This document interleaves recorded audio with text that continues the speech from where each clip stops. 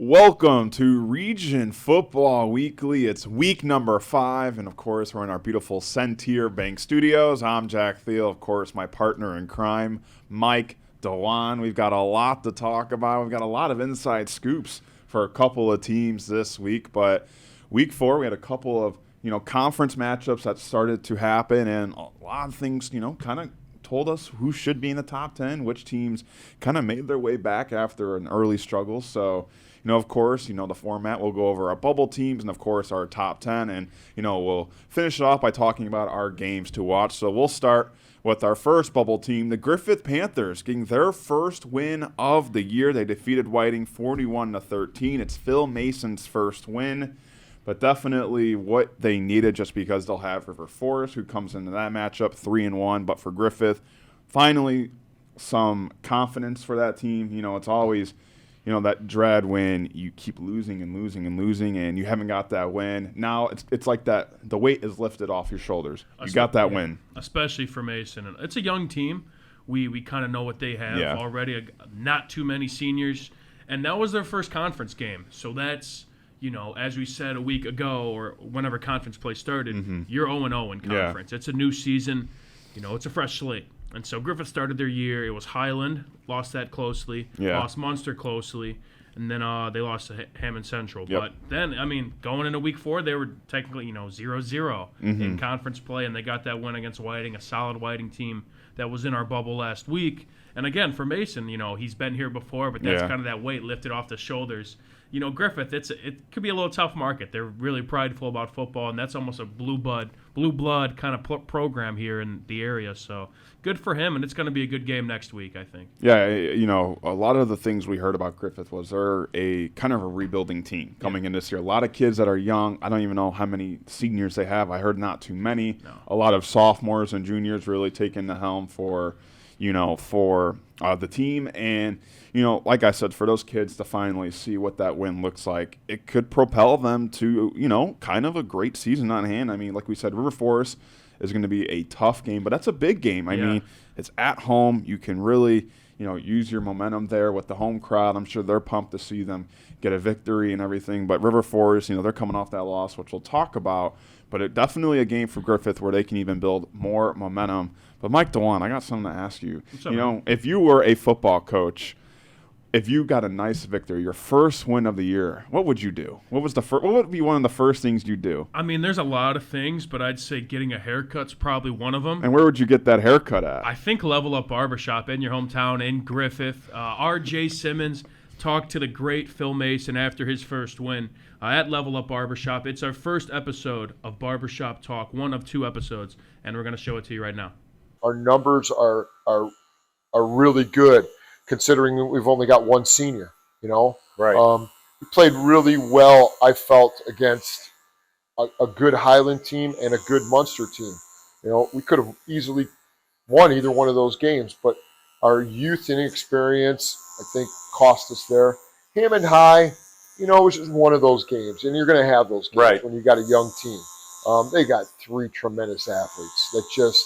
We had 2 really good. You look at that opening drive against Hammond High.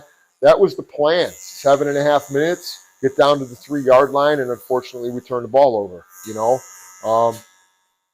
They got a ball. They got the ball in an athlete's hand, and before you know it, you're down 7-0. Kids responded, drove all the way back down, and unfortunately had a penalty, fell behind the chains, turned the ball over on downs. Responded really well against. Definitely a nice Whiting team. Their quarterback, their passing game was really good, and I just liked the way we played kind of a complete game against Whiting. I felt really good about that.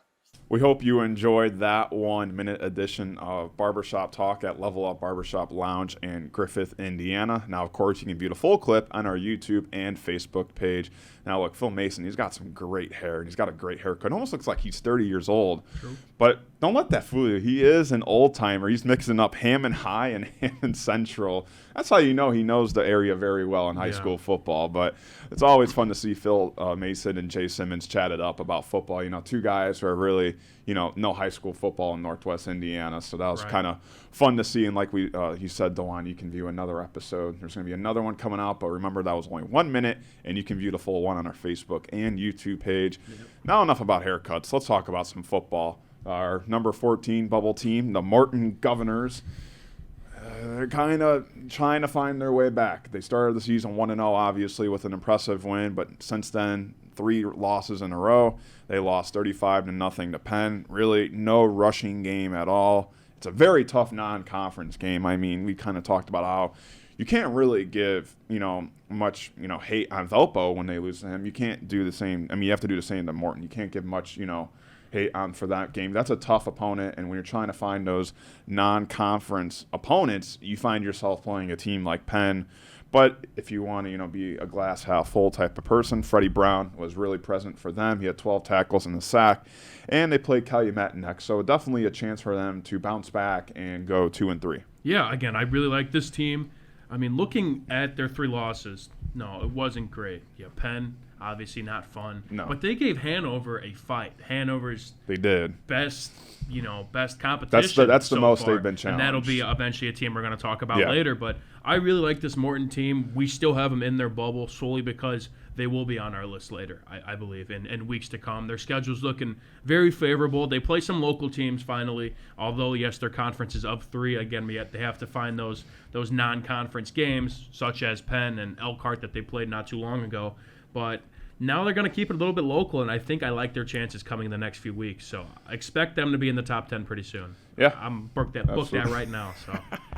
Oh, man, you don't know what social media will do to you, DeJuan. Book it. I know. Target on my back. I like it. One of our former top 10 teams that's outside now is the River Forest Engets 3-1. They lost to West Side 38-20.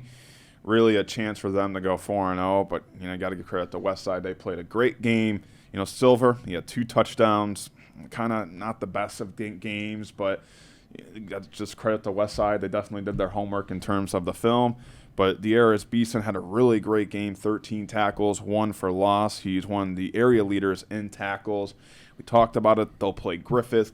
Really big game for both teams just because, like we said, Griffith a chance to build that momentum. But for River Forest, you don't want one loss to really, make you go down south. This was a River Forest team that started 3-0, and it was a very impressive team. Yeah. And you don't want that one loss to derail what could be a great season for them. It's tough. If I were to compare the GSSC to like a collegiate conference, I'm comparing it to the MAC. I was talking with Zach Miller today a little bit in class, and anybody could really beat anybody, especially now with Hanover out of the conference.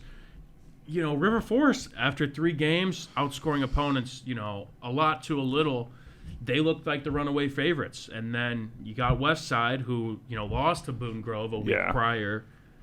And you thought that River Forest could probably get the job done. Respect to West Side, they have some players that we'll talk about in a little bit. But this is a conference where anybody could do anything. So, again, I like River Forest. Again, a Griffith game's going to be good, a battle of the bubble teams. Absolutely, yeah. They got to go to the Boneyard.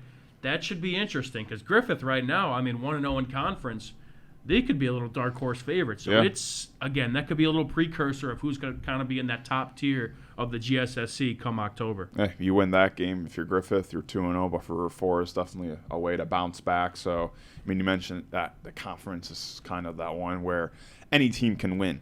And when you have that type of conference, that makes every game more important just because tiebreakers, if a lot of teams are even, and you have all the tiebreakers, and you have to sort through all that. So we'll see what happens. But once again, Griffith, River Forest, 2 of our bubble teams. And now the team that beat River Forest comes in at number 12 in our bubble teams. The West Side Panthers, 2-2. Like we said, defeated River Forest 38-20.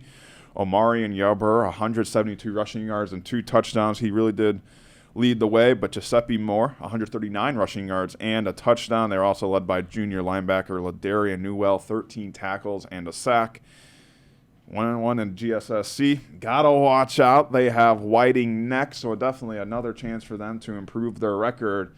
But for Westside, this seems like a team who has a pretty substantial rushing attack. Yeah, that Yelber kid, he's up there for our leaderboards that came out today from the rushing attack. He's a beast. I think I remember him from the Pigskin Party, and he said his comparison is Derrick Henry. That's who he models his game after. Here we go. I don't want to tackle that. That's why I'm behind the desk and no longer out on a field now, because that's a tough task for anybody. But yeah, they're a solid squad. That Boone Grove loss a week ago was tough, seeing what they could do from that. And they go at River Forest against our previous one of our ranked teams. I think they're at 7 or 8. Yeah. And they get the job done. Running the ball, defense played well. I believe it forced a couple turnovers. And again, this with how open this conference is, they're a team that could be in the mix come time. So Whiting, I think that'll be, again, a solid game. You never really could chalk up a game right now as this is going to be a blowout. This is going to be one-sided.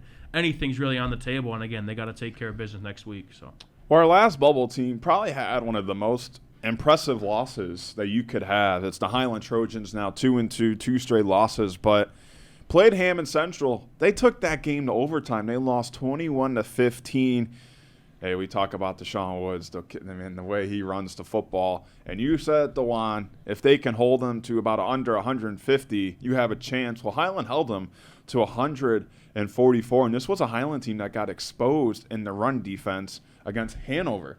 And now you asked them to play a better running back in Woods, and they definitely did a good job, and they put themselves in position to win the game. Although they did lose, still an impressive loss just because, Central is undefeated. They're one of our top teams in our rankings, and you have one of the best players in the area. It's one of those losses, but it's one of those hidden W's going forward in the year. Yeah, it's a promising loss. Again, going into this after seeing what Hanover did at Highland, it's like, if you can't stop, no disrespect to Hanover, I'm not trying to say that, but if you can't stop these guys, try stopping the top leading rusher in the area by a substantial margin. And like I said, 150 was kind of the magic number, and they only held him to 144, which I put quotations. That's a win. I put quotations around only, which we'll talk about later. But yeah, for Highland, again, they had this game. They were up early, I believe 7-0, and then turnovers kind of really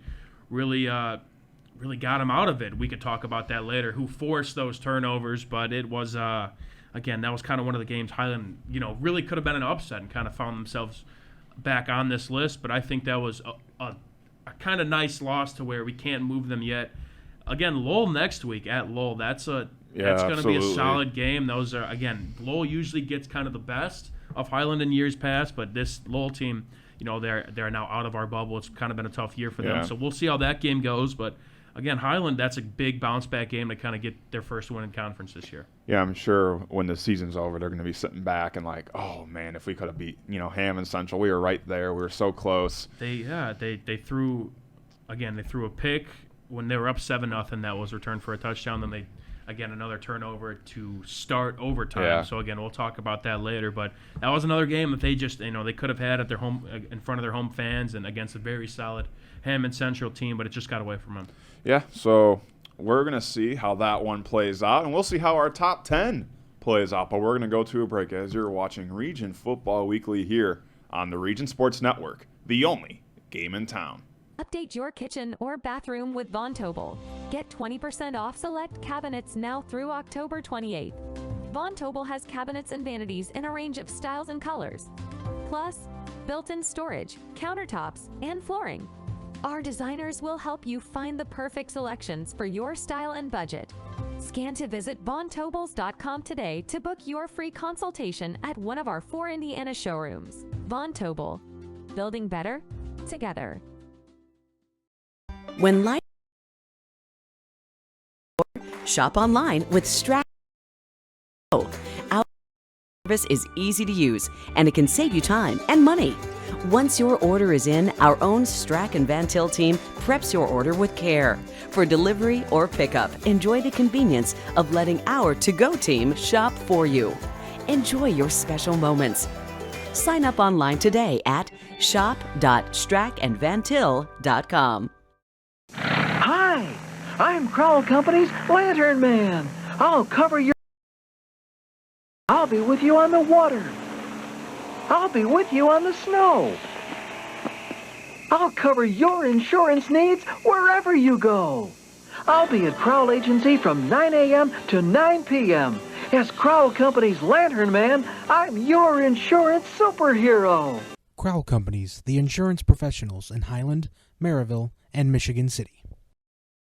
From schools to stadiums, hospitals, and bridges, everywhere you look, union carpenters are building Indiana. With jobs and skilled trades in high demand, there's never been a better time to start building your future. As an apprentice, you'll earn a debt-free college degree, earn while you learn, and receive great benefits like healthcare and retirement. So what are you waiting for? Visit carpenters.com to learn more. Visit carpenters.com and start building your future today. Thinking about what to do after high school? There's Local 374. As a Boilermaker apprentice, you'll earn while you learn. We offer excellent wages and benefits, and as part of our no-cost hands-on apprenticeship program, you'll learn from the best in state-of-the-art training centers and on the job. Become a union Boilermaker and get on your way to a great career. Find out more, visit www.local374.org or call 219-845-1000. Have you checked out Centier Bank's student checking account? This no-fee checking account is perfect for students and teens ages 14 to 24 and comes with all the features you need to succeed, such as a debit card, digital banking, and automatic deposit. Centier Bank can help you start establishing good spending habits today for your better tomorrow. For more information, visit Centier.com/student-checking or visit your local branch.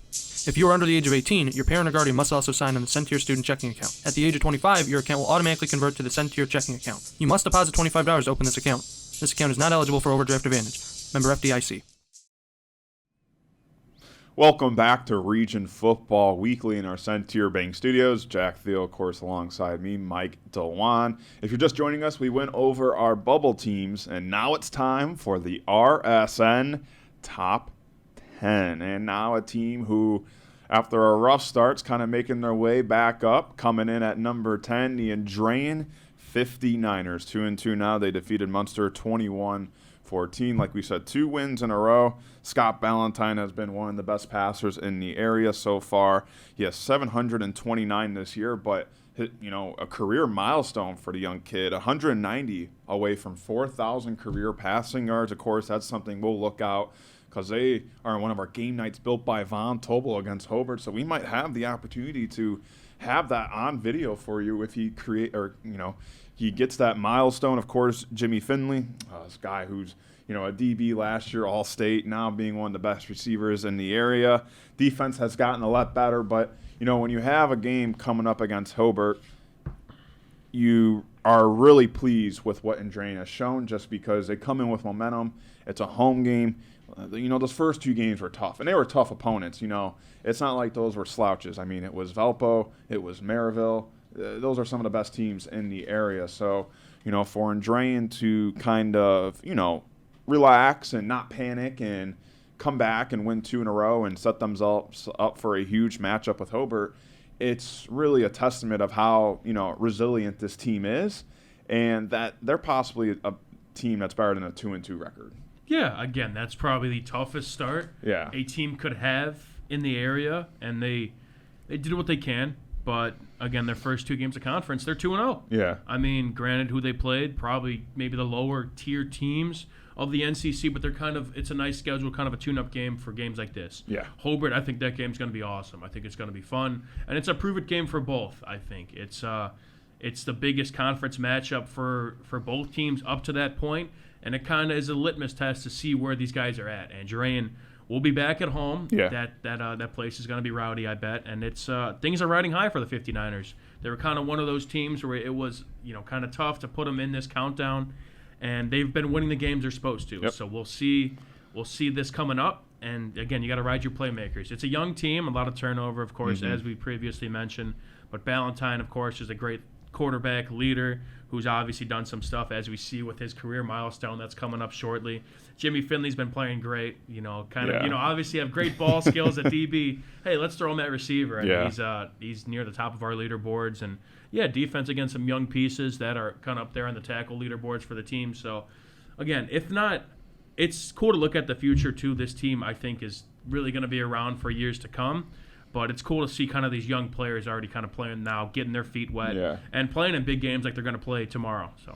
Yep, once again, that's one of our game nights built by Von Tobel. Hobart travels to Andran. Should be a big matchup, and of course, we'll have that on our YouTube and Facebook page. That will be a video broadcast. Now at number 9, staying in the top 10, even though they lost this past week, the Lake Central Indians, 2-2, fell to Crown Point 38-12.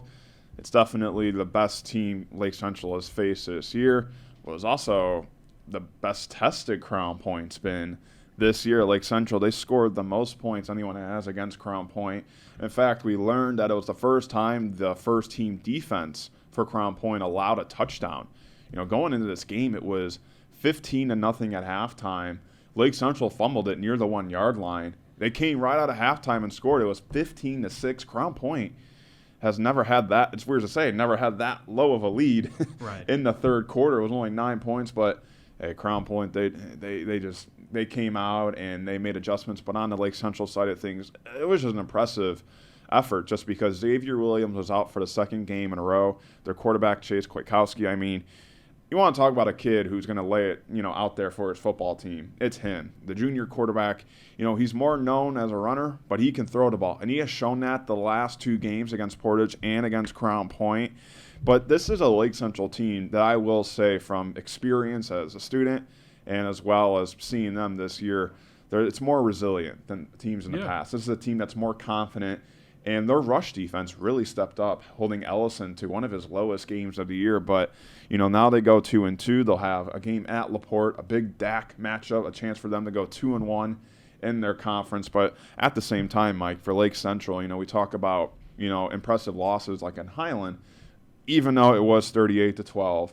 For them to hang around the way they did without their star player for about 2.5 quarters showed you that this is a team that's not going to be easy to take down. No, you summed it up all right there. It's, to do what they did without a player like Xavier, almost kind of absenting their run game that would have been, very evident if he was playing. They turned to their quarterback, and he's been playing. He had a great last 2 games. Yeah. Of course, that's not the result you want as the leader of the team. But he's a tough runner. He could throw the ball pretty well, and he was completing a couple passes to his receivers, James Graham III and L.J. Richardson, who are both very solid pieces for the quarterback. Richardson's only a junior, so that's a name to look out for next year. But, it was very resilient for LC. You summed it up perfectly, and again, I like their matchup against LaPorte. I think they could, of course, Xavier's status is definitely in question. You know probably as much as I do, but that's a player, of course, you don't mind having on your offense, and it brings just a whole nother element to that run game that could help kind of balance the passing attack that has kind of come alive in the past 2 weeks for LC. So it's going to be, I think that'll be a solid game. Again, a bounce-back game for LC, and of course, LaPorte's always, they're hungry too. So it's going to be a solid contest. And it's always hard to win at LaPorte. Their fans are loud. They're energetic. The students as well. They've got a great home base. And, when I was there against Valpo, that place was packed. So it's a far drive. Against Lake Central, it is a further drive than Valpo. So we'll see. But I think LaPorte's going to come in hungry. But Lake Central as well, just because an opportunity to start 2-1 in a DACE without your best player. You look at that as a positive, obviously. But, we'll see. And obviously, Chase Kwiatkowski, for him to be able to show that he can throw the ball has made it easier for him at the quarterback position just because now teams don't just expect running. They expect him to throw a ball here and there. But he's really been working on that RPO. And we were able to follow him around at practice for this week's edition of Talking with the Tribe. We had a GoPro course on Chase Kwiatkowski, and we were able to follow their practice and preparation for this week's matchup against LaPorte.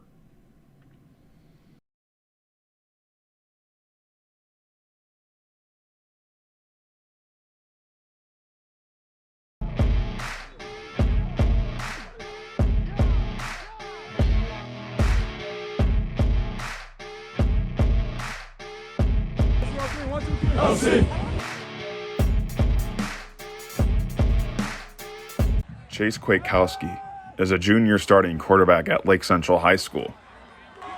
He is one of the leaders on the offense, and the dual threat quarterback has the ability to open the field with his arm and his legs.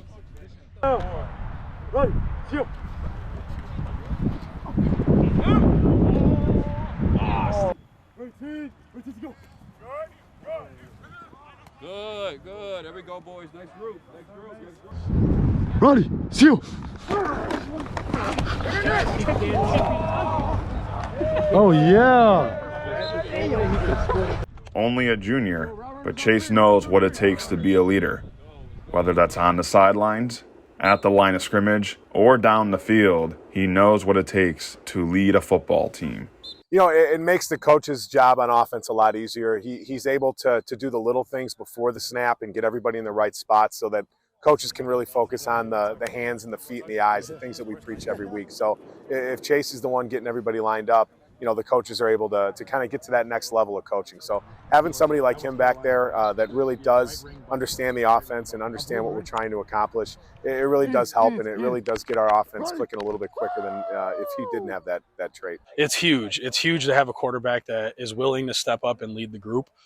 Chase has done a really good job of trying to pick guys up, like you said, when guys are down, not just always physically down. It could be emotionally, mentally, whatever the case may be. He's always there to kind of pick his guys up and support them through the worst of times and in addition, the best of times. When things are going well and we're scoring touchdowns, he's there for those guys in those scenarios too. So he truly is a good leader. It's something that I noticed about him from the day I met him last year.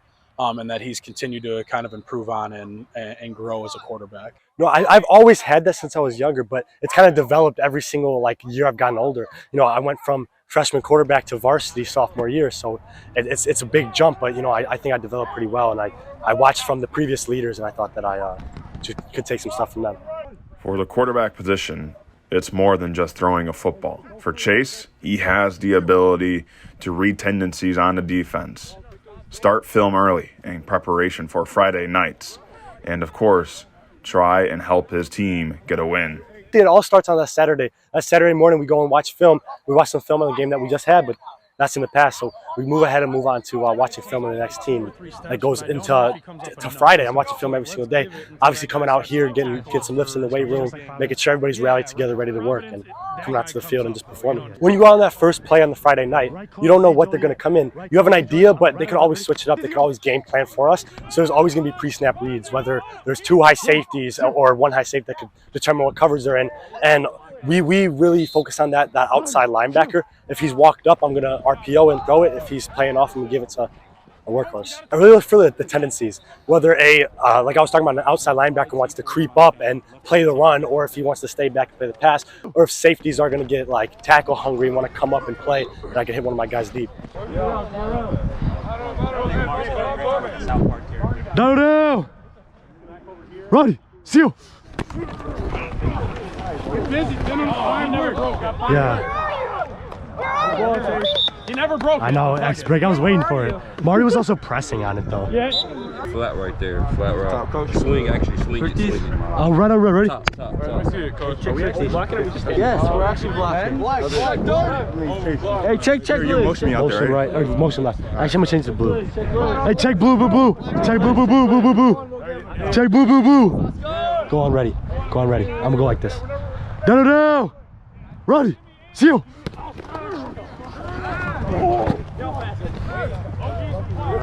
Oh. Ready. Seal. Yes, sir, Mace. All right.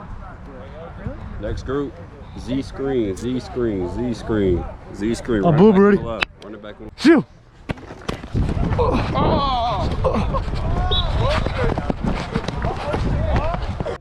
For Chase, he was known as a running quarterback his sophomore year. But with the help of his coaches, he's been able to develop into a pure dual threat quarterback.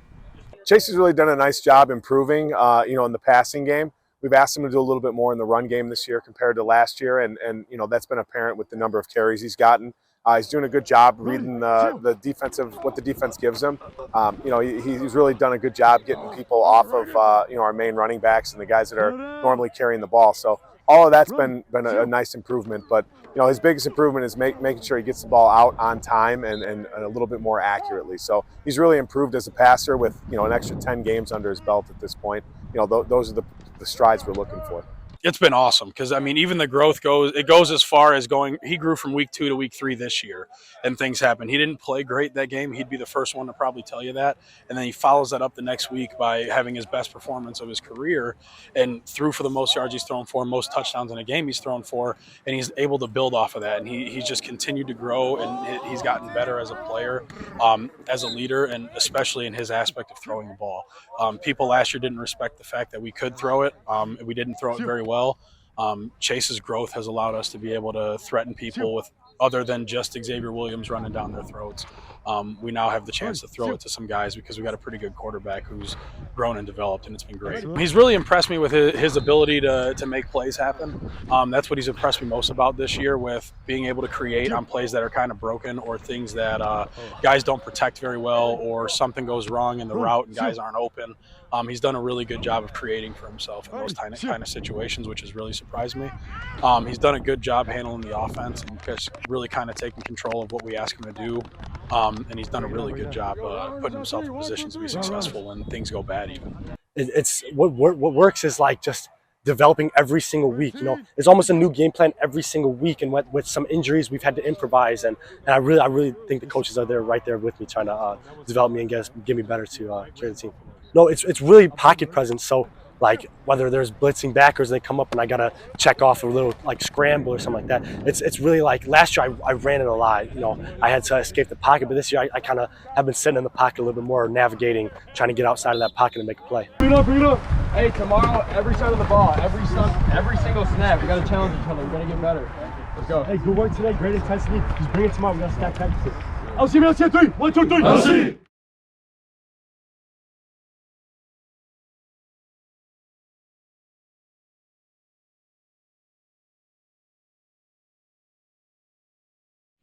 Once again, a big thank you to Lake Central for giving us that access and following around Chase Kwiatkowski. Awesome kid. It was really fun with it, and he really gave us some really cool shots. I mean, putting a GoPro on a quarterback, it's something that you can't do much often. So we hope you enjoyed that one, of course. And now let's move down to our number 8 team, the Michigan City Wolves. Tough loss for them after they kind of had that early loss and bounced back. Now they come 2-2, 31-7. They lost to Valpo. Really just it was a sloppy game for them. Unfinished drives, 3 turnovers, and the run game wasn't really there for them. They've got a tough matchup again this week against Maryville. Haven't beat them since 2018. Another prove-it game that we have, but for Michigan City, definitely a huge opportunity for them to bounce back, because all we talk about the DAC, how tough it is to win in there. And for them to go to Valpo and then to Maryville, that is no easy task. And, when you have a lot of things to clean up after that Valpo loss, but in a short amount of time. Yeah, this next week against Maryville at Ames Field, which playing there a couple times, that is a hostile environment. Yeah. That is one of the better stadiums, I'd say, in the area, and really bad if you are on the opposing sideline. It's crazy there, and they're going to pack the house in a big prove-it game for both squads. We have CP and Valpo. Right now they're kind of sitting at that top tier. They're both undefeated in conference, a game that we're going to see, I think, next week, but we'll cross that bridge when we get there. But the DAC's kind of looking for that third team, and Maryville, they suffered that loss to Crown Point pretty handily, and they kind of scrapped by in this previous week that we'll talk about later. But there's kind of that, there's a big question mark on what that third team is, and that answer is probably going to be found out at this game. It's going to be, City, they haven't beat Maryville since 2018, so it's been a little bit. But I think the game against Valpo, I think the score does not really show, it doesn't do it justice. Yeah. The City fought pretty well starting the game, and then it just got away from them. I don't know. I wasn't at the game, but from what I saw kind of via the stats, they had to throw the ball a lot. Yeah. They couldn't really run the ball. And once you kind of have to resort to, a one-dimensional offense, that kind of shuts you down pretty quickly, especially against a team like Valpo. And, of course, we got to know the run defense. The whole defense really got to kind of step it up next game, because it may not be Maryville's rushing attack, may not be like Valpo's, but it's pretty close. And it's a tall task again. So that's going to be a good game. It's, again, trying to find that kind of third team in the DAC that can really compete, and that's going to be answered this Friday. Yeah, absolutely. It'll be one of the big games, and we'll try to, keep your eye on that one, of course. Coming in at number 7, one of the best aerial attacks in the area. They think they're from sunny California, but they're in the cold Midwest of Indiana. It's the Boone Grove Wolves, 3-1 with their West Coast offense. Defeated South Central 35-14. They were down 14-0 at one point. 35 unanswered points from the Wolves. They're the new GSSC favorite. Think so. Best passing attack in the area, like we said. Mark Rowland, well, he is rolling. Only a junior so far, 1,200 passing yards. Man, this guy, he's here all night. Only 261 away from 4,000 career passing yards. Tyler Torbison, 2 touchdowns, and of course the Nonan twins, Hunter and Corey, both had 105 yards last week. And of course the defense, a very young defense, but a very excelling defense. A lot of guys are tackling, but for tackles for loss, you have Nick Rachakovic, 6 tackles for loss. Khalid Alzir, 5 for loss. And of course Chris Gonzalez has 5 sacks, which leads the team. They'll be at Wheeler, which isn't easy, but the team that plays like they're from the West Coast is coasting up in our rankings. I mean, they weren't even in the top 10, creeped in at number 10. Now they're at number 7. If teams keep falling and they keep winning, who knows where they'll end up when the year is over, Mike. This guy here, he's here all night, everybody. Boone Grove, baby. Jack Thiel, give it up for him, everybody. But no, yeah, shout out to Boone Grove. When I think of football in Northwest Indiana, I think of tackle to tackle, I formation. You're handing the ball off to the big dude behind. But no, Boone Grove is going against the grain, and again, they're one of the teams I think I really want to get out to a game and cover or watch, because it's weird to see a team up here throw the ball as much as they do, and Absolutely. they do it well. Of course, we talked about Rowland. He also completes passes at a very high rate. I think he's above 60%, which is fantastic for a quarterback. Wow. Of course, you have the receivers again. A lot of it, I think, the receivers are pretty senior-led, but the defense, like we're saying, very young. All those guys you mentioned were juniors. Mm-hmm. And this is a team, again, not only looking for this year, but looking in years, in the future. This is a team that could really hang around and make some noise and kind of be that new king of the GSSC. But going to Wheeler, like we mentioned before, this is Maction in a way. Maction, Any baby. team could beat anybody, I think. Now that Hanover's gone, this is an open conference as it gets. So Wheeler, they got to take care of business over there. Expect a lot of passes as we've seen since then, but it's again, that's going to be a good contest. I think it's going to be competitive. I think Wheeler has given teams all they got, and they got to take care of business. Simple as that. Yeah, absolutely. We'll see how that one goes. Now coming in at number 6, still undefeated, Hammond Central Wolves. They defeated Highland overtime 21-15. Of course, the man, the myth, the legend, Deshaun Woods does it again. I mean, he had all 3 scores, including the game winner in overtime, but also he had 2 interceptions. One was taken back for a pick 6. And the magical season continues for the junior, although they do have a tough matchup coming up at Pioneer. It's going to be lots of running, and they're one of the toughest 1A programs definitely in the state. But we'll stick to now. They defeated Highland 4-0. Deshaun Woods doing what he does best. We talked about it with Highland, on the bubble teams. They did what they had to do to give them a shot to win. Hold Deshaun Woods under 150 rushing yards. That was the magic number for us, I'd But say. you know what Deshaun Woods says? He says, you can hold me in the backfield, but you know what?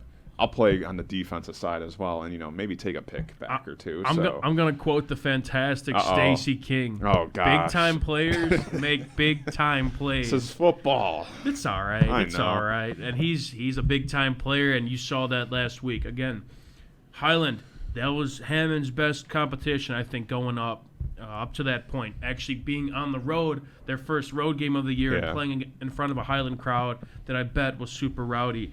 And Hammond was trailing. They're in an uncomfortable position that they haven't seen all year, and down 7-0.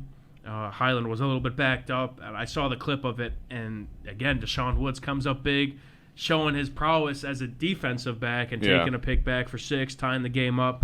Again, scored the next 2 touchdowns. Game went into overtime, and Highland had the first drive, and Deshaun Woods again comes up clutch, gets the pick, punches in the game-winning score, and it's crazy what this kid kind of means to the team. and he's so electric. And like Boone Grove, this is a team that I really want to see in action. This is kind of one of the only teams I've actually openly watched film on, because it's fun to see them, how electric they are. But again, they got a Pioneer. That's probably even a step up from Highland, even though it's a 1A school. Yeah, okay, it's a smaller school, but they're one of the best 1A programs in the state. And Hammond, again, with how many non-conference games they have to schedule, up next on the chopping block is Pioneer. So they got to, again, make the travel. That's a far drive. I'm not sure how far, but it's a lot farther than Highland. And they got to take care of business. I expect Woods, again, to kind of lead them. But, again, shout out to the defense, of course, the other 10 guys on the defense, only holding Highland to 15 points. And, again, it's a well-rounded team, a young team like Boone Grove that's going to find themselves on this list probably the rest of this year and in years future. So, well, we talked about how Highland may have, found a way to only contain Woods, and we'll see if Pioneer does that, just because, at 155 rushing yards for Deshaun Woods, that's an off day for him. So right. That's maybe Highland figured something out that their teams couldn't, and we'll see if Pioneer maybe looks at that footage a lot more than other games, just because something worked for Highland in stopping the run game. And they almost had that huge upset win at home, and Highland would have won that. They would have definitely been in our top 10 if Highland would have had it. You really need to run stuff for it. Highland has a guy like Nick Johnson, who's a senior linebacker, made state last year, and he had. I was looking on Twitter, and he posted his game film from him, and he had 23 total tackles, which I don't know if I've seen anybody over 20 this year in a single game. So you need a guy like that. Unfortunately, I know he wanted to win as bad as anybody else, but you need a guy like that if you want to run with Hammond Central. Yeah, absolutely. Now it's time going to be in our top 5, but we're going to do that right after this break, as you're watching Region Football Weekly here on the Region Sports Network, the only game in town.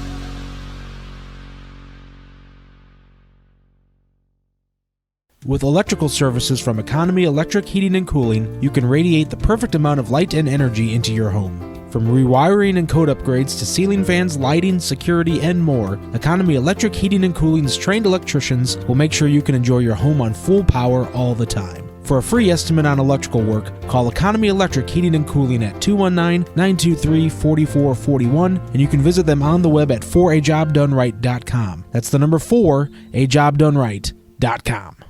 Develop skills that will last for a lifetime with an apprenticeship with the Bricklayers and Allied Craft Workers Local 4, Indiana, Kentucky. The apprenticeship and training program is committed to developing highly skilled bricklayers, terrazzo workers, and ceramic tile setters to provide the construction industry with the best hands in the business. If you are currently working non-union and want better pay with benefits, or if you think learning a new skill with a paid apprenticeship while you earn your associate's degree is the right path for you, visit baclocal4.org/training to learn more about the apprenticeship program. Are you built to succeed? For over 100 years, Burns Funeral Home and Crematory has been assisting families in their time of need. Serving Northwest Indiana, the staff at Burns Funeral Home will help guide your family in creating a meaningful ceremony. From a simple to elaborate to traditional or unique, the caring family at Burns Funeral Home will tailor a ceremony to fit your needs. And for your other loved ones, Burns Funeral now has a pet cemetery and crematory. Visit burnsfuneral.com or give them a call at 219-942-1117. Blythe's Team Sports in Valparaiso is a leader in athletics apparel and equipment sales. With in-house production including screen printing, trophies, embroidery, and more, Blythe's can help you to create the perfect look. For more information, visit them online at teamblythes.com. Blythe's Team Sports in Valparaiso, where the athletes shop.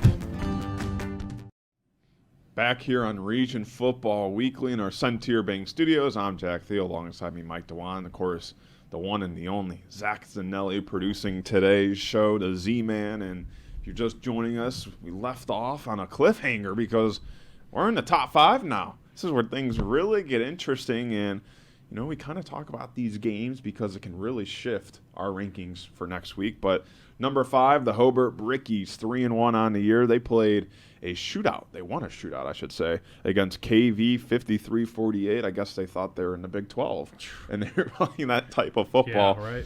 But the offense was great, obviously. Max Pickett, only a sophomore, 4 touchdowns. Willie Shahir, 2 touchdowns. TJ Caldwell, the ever-dangerous receiver, 100-plus receiving yards and a touchdown as well.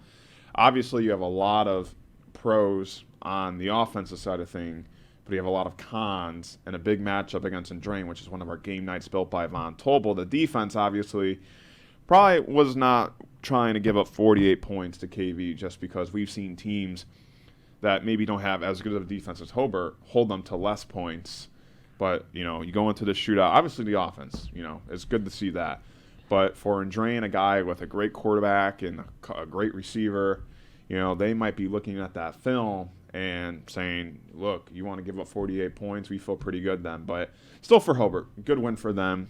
They needed this one just because a big rivalry game coming up. And, the duo of the running backs, of course, Sorensen, the quarterback, and Caldwell, the receiver. It seemed like the offense, definitely had their best game of the season at the right time. Yeah, again, of course, shout out to Max Pickett. He really stepped up. Shearer was kind of the guy at the running back position for the first few weeks, and then Pickett, he just had a day, 158 yards, 4 touchdowns. It's, again, shout out to him. But for the defense, that was the big question coming into the Munster week. That was a previous week ago, and the run defense was not looking great. No. They played well against Munster, a predominantly run play team, and then you go to KV, again, an opponent that you kind of want to handle, a team you've had success with. I don't think they lost to KV in almost a decade, and they squeak one out. They give up 48 points to a KV team that I don't know if they really kind of sniffed that total this year. No disrespect to KV, again, a solid program, but I don't know if they gotten over 40 this year, and it's not great for the Bricky defense. They KV, again, shout out Marco Castro, who's their great running back, who's kind of on their leaderboard. I think he had over 150, and then Lane Zander of KV had 4 touchdowns. I think he had 2 in the special teams game. So not only did the defense not really come to play, but the special teams unit was poor, and they really, as a unit, they got to all come together for a solid game against Andrain. Andrain's not the same offense as years past of Andrain's team or similar to KV or Munster. Andrain last year, give the ball to Bowen. Yep. He had over, I think, 2,000 total yards of offense. Probably, 20-something touchdowns. And a lot of just, giving them the ball and not too much passing. Ballantyne, their passer, was out last year. But now they're kind of a more throwing the ball around a little bit more. So, Hobart, they may be let off the hook this week in terms of their run defense, but their pass defense, they can't sleep on Andrain. Yeah, once again, one of our game nights built by Von Tobel, Hobart at Andrain. There'll be a video broadcast, of course, and you can view it on our Facebook and YouTube page. Definitely a top-tier conference matchup you'll want to keep your eyes out for. 2 blue bloods, man. Yeah, it's going to be fun. Now number 4, the Maryville Pirates at 3-1. They bounce back. They defeat Portage 17-7. They really started out hot on the offensive side of things, but in their last 2 games, only 25 points. But good news, the return of Trey Stevens, All-State DB. He had 10 tackles last week. A big game like we talked about with one of our other ranked teams in Michigan City. Maryville, Michigan City at Ames Field. But for Maryville, definitely maybe wanted to see a bigger win against Portage just because it was a tough, pill to swallow against Crown Point. You were hoping they came out angry. You were hoping they came out motivated to really erase that result. Although they did get the win, like I said, you're probably hoping more than a 10-point win or at least more than 17 points scored against Portage. Yeah, you got to shout out the defense in that one, but they just squeaked by again. That was a chance for a really big bounce-back game for Maryville. And it may have been a little 10-point letdown, Yeah. you say. And it only gets tougher from here for Maryville.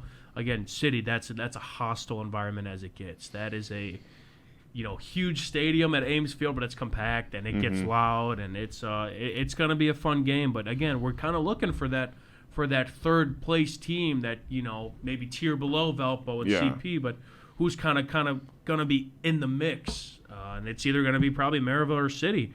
So there's a lot of talent on both sides of that game tomorrow, and it's going to be a fun one. But yeah, it's good to have Trey Stevens back. That was kind of a topic of discussion over the past few weeks. We didn't know what his status was. We heard he was back with the team, he was going somewhere else, and yada, yada, yada. But he is back. He returned against CP, and he 10 tackles last week. As you kind of offer another blanket of protection in the defensive backfield. So that's a good guy to have, but the offense has to get it going against City that gave up 31 points last week. So, if there's an X factor, it's the Pirate offense. Yeah, absolutely. Yeah, Maryville, a chance to go 4-1, but for Michigan City, they're desperate for this game just because if they lose, then they're under 500.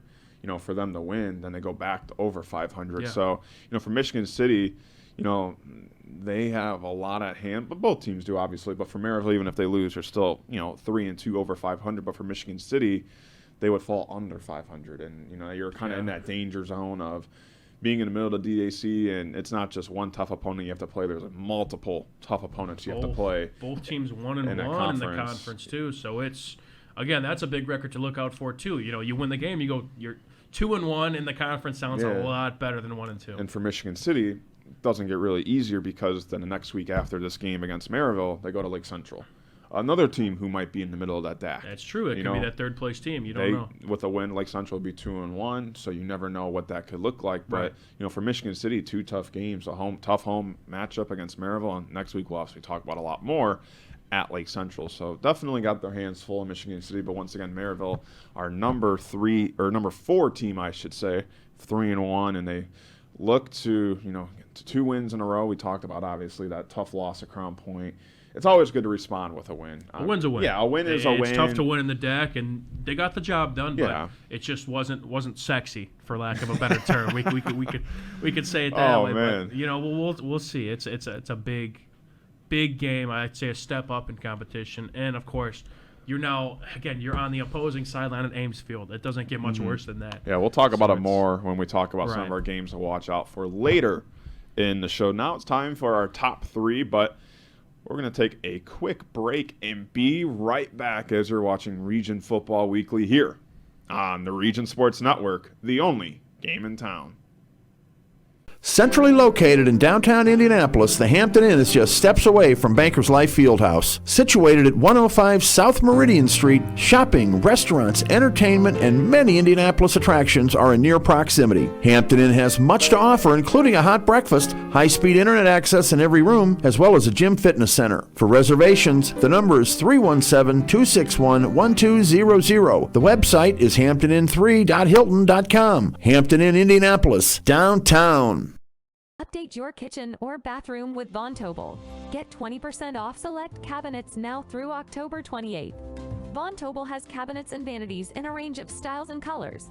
Plus, built-in storage, countertops, and flooring. Our designers will help you find the perfect selections for your style and budget. Scan to visit VonTobels.com today to book your free consultation at one of our 4 Indiana showrooms. Von Tobel. Building better together. When life takes you places and you can't get to the store, shop online with Strack and Van Til To Go. Our to-go service is easy to use, and it can save you time and money. Once your order is in, our own Strack and Van Til team preps your order with care. For delivery or pickup, enjoy the convenience of letting our to-go team shop for you. Enjoy your special moments. Sign up online today at shop.strackandvantil.com. Hi, I'm Crowell Company's Lantern Man. I'll cover your motorcycle. I'll be with you on the water. I'll be with you on the snow. I'll cover your insurance needs wherever you go. I'll be at Crowell Agency from 9 a.m. to 9 p.m. As Crowell Company's Lantern Man, I'm your insurance superhero. Crowell Companies, the insurance professionals in Highland, Maryville, and Michigan City. From schools to stadiums, hospitals, and bridges, everywhere you look, union carpenters are building Indiana. With jobs and skilled trades in high demand, there's never been a better time to start building your future. As an apprentice, you'll earn a debt-free college degree, earn while you learn, and receive great benefits like healthcare and retirement. So what are you waiting for? Visit carpenters.com to learn more. Visit carpenters.com and start building your future today. Thinking about what to do after high school? Consider a career with Boilermakers Local 374.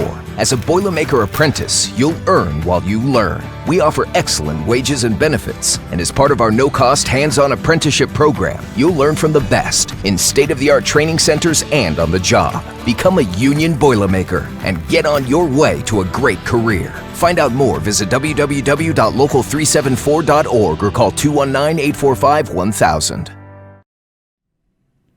We're getting you ready for Week 5 action here on the Region Football Weekly Show in our Centier Bank Studios. If you're just joining us, I'm Jack Thiel alongside me, former Munster Mustang himself, played on the gridiron, Mike DeWan, and of course Zach Zanelli producing today's show. So we've gone over the majority of our teams, our bubble teams and our top 10 teams, but we haven't done the top 3. It's a very precious and very exclusive spot to be. Yeah, the VIPs.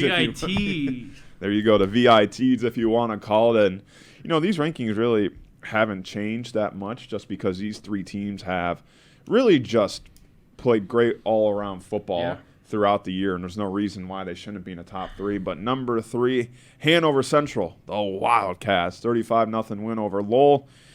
And what really speaks about this one, in my opinion, is we know Hanover can score the ball. But now they've shown that they can play defense. Yeah. And we've seen it in a couple of games. Like we said, they dominated both sides of the ball. Kuntz and Verrett combined for 230 rushing yards and 4 touchdowns. Of course, their young defense and Kyron Turner, Rocco Bartolomeo, and Jarrett Gomez all had 10 tackles each. Probably going to be the NCC favorite. I mean, they've outscored conference opponents 95-12. 95-12. They have dominated so far. They'll be at KV, who just gave up 53 to Hobart this past week. So maybe another high-scoring game for Hanover. But this team's legit. This team can run. They can throw the ball when needed. They can score 30, 40 points any given night. But they can also stop you on defense any given night. Yeah, I can't find a weakness yet. This team could really almost be a 2B, 2A type of team to our second-ranked team. Yeah. We'll mention in short time, but it's they are the favorite, I think, in the conference. What you throw at them, they don't care. They just play their brand of football. To play Lowell, this I think was such an important game because I know Lowell as the NCC team to beat. When at least I was playing just a couple years ago, even they had just players left and right. Jordan Jusevich is a name that and probably the best player I've played against, and it's players like that left and right, and they're just always the team you're gunning for, always having great postseason success. You have Kirk Kennedy, former coach, Keith Kilmer, all the great coaches and great players in that program. And Hanover, again, the youngest team in the NCC in terms of how long they've been in the conference, and they skunk the team you're looking for all the time. And it's so tough to find a weakness for this team. They could really be probably a second-ranked team, maybe even one. I mean, they haven't showed a flaw yet to put them this low, but if you're doubting Hanover in the conference, you're probably quiet now. It's they've been awesome, and they're a young team. Yeah. Again, Caden Verrett, one of the better running backs in the area, is only a junior. Of course, again, we don't want to look too far in the future, but then they have a bunch of defensive pieces that have been great so far this year as well. So it's, again, going to KV or staying home against KV, favorable game. Eventually the gauntlet's kind of coming. They've only ran into Lowell Highland, who again, the team that also kind of hasn't seen conference success. But then when you get to Hobart Andrean, a little bit down the road, kind of blue bloods of the conference alongside Lowell that they've played. It'll be fun to see how they shape out. But right now they're the favorite. Yeah, it's early. You know the saying, you can talk the talk, but can you walk the That's walk? true. And that's what true. Hanover has done so far. Early in the year, still a lot of games to decide, Just keep winning, man. But with the way they're playing, it seems like they won't lose a single game. But like I said, very early in the year, but you got to just be very fond and appreciative how well Hanover has played on all sides of the football in the early going. Now at number 2, they were at number 2 last week. The Valpo Vikings 3-1, 3 games in a row after their tough loss against Penn week 1. They've really flipped a switch. It was a statement win, beating Michigan City by that much, 31-7. We thought this could have been a very close game, but since week 1, like I said, flipping the switch, outscoring their opponents 135-25. Travis Crash Davis II. He does it again. I made that nickname up. He's here all night, ladies and gentlemen. 3. This guy. I mean, that's the way he is. He's not a guy that's going to beat you by speed. He's a guy that's going to bulldoze right over you. Crash Davis, man. Okay. 3 more touchdowns. Justin Clark, another rushing touchdown for the quarterback. This team just doesn't seem like it's going to slow down. They're at Chesterton, team that maybe isn't the greatest, but a very hostile environment. But for Valpo, you get rid of week 1. Let's just get rid of week 1 against Penn. Since then, they've looked like them and Crown Point are 1A and 1B since that Penn loss. And that's going to make for, again, don't want to look too far in the future, but spoiler alert, they play each other next week. Yeah. So, if they both get the job done, of course, we'll talk about Crown Point in a minute, but that's going to make for a Game of the Year candidate. I'm going to mark it now. But, again, Chesterton, they got to worry about. That's, again, a stadium that they're going to fill the house, big stadium. But you feel so compact. It's a hostile environment when it's packed, and it's not a fun place to play. Luckily, it's not a far bus drive, but Valpo, they're going to do their thing. They're going to run the ball, keep going. Crash Davis, that's going to stick now. You gotta trademark that. Get some royalties for that. But it's I just hope he knows that's his nickname from the way he's running. You can call him whatever you want. Bulldozer Crash. Yeah, I like Crash. It It I like flows. it. Crash I like flows. it. But Justin Clark, dual threat guy. He had a big play the other day too, and again the defense really came to play. They forced some turnovers, I believe, and it's all complimentary football right now for Valpo. And kind of the thing going into the year, it was, what is this team better than? That was a consensus around Valpo. Was that last year? Of course, they went to state, won state. Last year was supposed to be a rebuilding year for this year. So now you look at how they're playing now after, of course, that opener against a great Penn team that's still doing great things. But you look at how they're playing now, are they kind of showing that they're better than that state championship team? I mean, the stats they're putting up, and the performances they're having since that opener, it's really looking like it to me. Yeah, absolutely. And they'll try to do that against Chesterton, like we said. Try not to look ahead, but Crown Point is next week for Valpo. But for the Valpo and Chesterton game, that will be one of our game nights built by Von Tobel. There'll be a video broadcast, and of course you can view that here on Facebook or YouTube. But a big game between two teams, DAC we talk about, but Valpo really trying to gear up for that big-time matchup next week against our number 1 team. Who are they? Who could they be?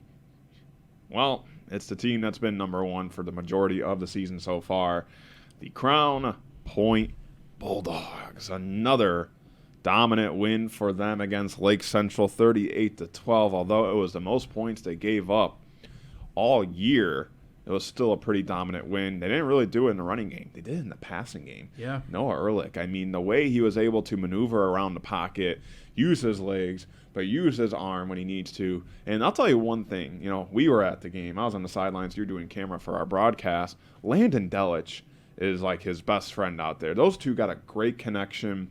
They really know where each other are, and they trust each other to get in the spot they need to be at.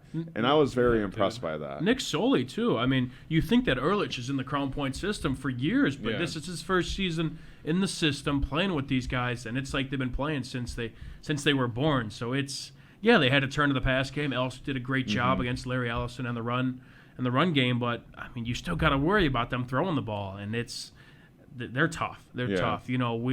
After looking at this game, it's like, oh, they only won by 26. That's shaky. But then you look at it, 26 that's still a nice win for Crown Point. And again, now they go to Portage, I believe. And, being on the road's never fun. But this is, I think, kind of I wouldn't say easier back half of the road trip, but it's something definitely more favorable. They've had their way with Portage in in years past. And again, expect the playmakers to come out. 1 week it's the run game, 1 week it's the passing game. But I know we had some fantastic coverage at that CPLC game. From yours truly, I think. Oh gosh, well, yeah, absolutely. We had the chance to talk to Coach Bazia and Noah Ehrlich about their win against Lake Central. Here's what they had to say. So big win for you guys. See, things in the second half seem to look like more the Crown Point way than the first half. Well, I don't think there's any question about that.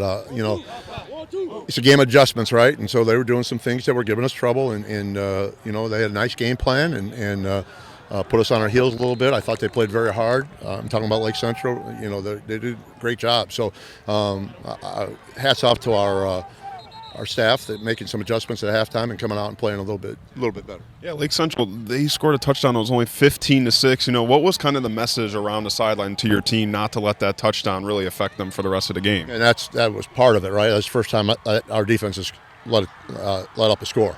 Our first team defense. So it was really interesting to see how they reacted. I thought we did okay. I think we could play harder. I think we could play better. But as I told our team just now, winning is difficult. Winning is hard, and especially when you're on everybody's radar and you got a bullseye in the chest, and so something like this was outstanding for us. 4-0. You leave a win the rivalry game. How's that sound? Sounds good. It's better than 0-4, right? But like I said, I think this is something that we will take back and learn from and get ready for Portage. Big game for you guys. See, things seem to be more clicking in that second half. What was the message going in the locker room? Yeah, we knew what we had to do coming in. Obviously, 2 touchdowns in 1 half isn't really acceptable from where our program is at right now. So we knew right away when we were coming out, we had to go. We had to go now. So, got it fixed. Still shot ourselves in the foot a little bit, but we'll get it fixed. We can play a lot better too. So. Yeah, when Lake Central scored that touchdown, only a 9-point game, kind of really the closest deficit, for an opposing team against you guys. What were you doing as a quarterback on the sidelines to make sure your guys were still in it? Yeah, one saying, it's how do we bounce back? We knew we'd face adversity at some point. Every team does. It's how we respond to it, and I was kind of communicating to our guys and letting them know that we're right here. We got to be in the moment, but we got to face adversity. How do we bounce back? You had a good game with your arms and your legs. What were you seeing there out on the field that led to an impressive performance? Sir, that's all thanks to my offensive coordinator, Coach Buzz, Coach Ricano, and my O-line, man. We get the job done. I'm glad they can trust me to put the ball in my hands and make plays, and that's what happened. Once again, great to hear from them, which was a huge rivalry win. That place was packed. And with Lake Central and Crown Point, it was blue versus red. And, like we said, it was a very close game when we're talking about Lake Central in our rankings. You got to give credit to Crown Point just because when you're only up 15-6, I only say only because of how their games have gone. Right. They really stayed composed on the sidelines. I was kind of walking through the sidelines of Crown Point during that second half, and no one was panicking. No one was getting on somebody. Everybody listened to their coaches. Listen to their players and communicated. Yeah. And I thought that was really impressive just because it's a rivalry game, a lot of emotions, a lot of tension. There were people shoving each other on the field. These two schools don't like each other.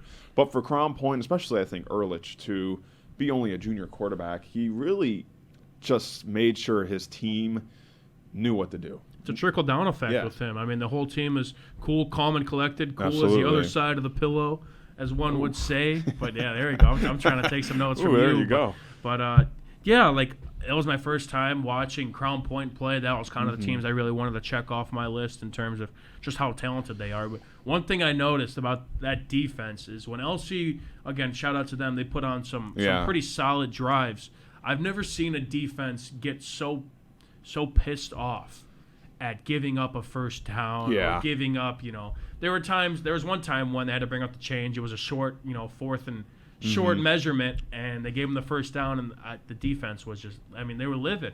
They really want to do their best. Yeah. If you score on them, they take so much offense to that, and that stuck out to me. And that goes with the leaders. You have Ehrlich, you have the Clark brothers who are leading the way. You have, and of course, great coaching. As we mentioned, with Buzia, and everybody we talk to, it's a trickle down effect, and they're running things right over there. Yeah, like we said, Buzia mentioned how it was the first time the first team defense gave up a touchdown all year, and they played some decent teams along the way. And for Lake Central to do that without their best player speaks to you on Lake Central, but also speaks to you on Crown Point just because how good they are. But Bizia said to himself, hey, it's better than being 0-4, not because they're 4-0. So that's true. Bizia, he said, hey, it's better than being 0-4 when we talked to him after the game. Win's a win. That's how much wins go by over there. I mean, they will scratch and claw to get a win, and they haven't really had to with how they've been dominating teams, but they'll do whatever it takes, and they got the guys to do it. So. Of course, well, that is our top 10 RSN rankings, but we're not done yet. We're going to talk about 3 games to highlight, and we'll go in there. Of course, Mike Dewan is going to give his predictions on who he thinks will win as you're watching Region Football Weekly here on the Region Sports Network, the only game in town. Have you checked out Centier Bank's student checking account? This no-fee checking account is perfect for students and teens ages 14 to 24 and comes with all the features you need to succeed, such as a debit card, digital banking, and automatic deposit. Centier Bank can help you start establishing good spending habits today for your better tomorrow. For more information, visit Centier.com/student-checking or visit your local branch. If you are under the age of 18, your parent or guardian must also sign on the Centier student checking account. At the age of 25, your account will automatically convert to the Centier checking account. You must deposit $25 to open this account. This account is not eligible for overdraft advantage. Member FDIC.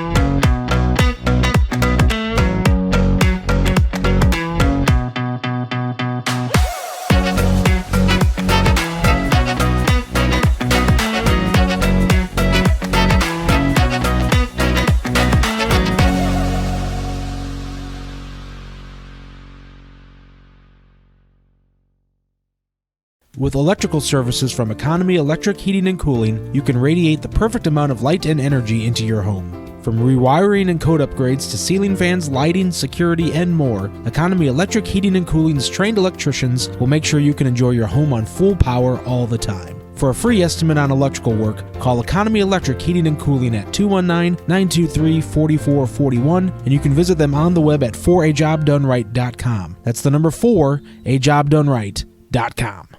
Develop skills that will last for a lifetime with an apprenticeship with the Bricklayers and Allied Craft Workers Local 4, Indiana, Kentucky. The apprenticeship and training program is committed to developing highly skilled bricklayers, terrazzo workers, and ceramic tile setters to provide the construction industry with the best hands in the business. If you are currently working non-union and want better pay with benefits, or if you think learning a new skill with a paid apprenticeship while you earn your associate's degree is the right path for you, visit baclocal4.org/training to learn more about the apprenticeship program. Are you built to succeed?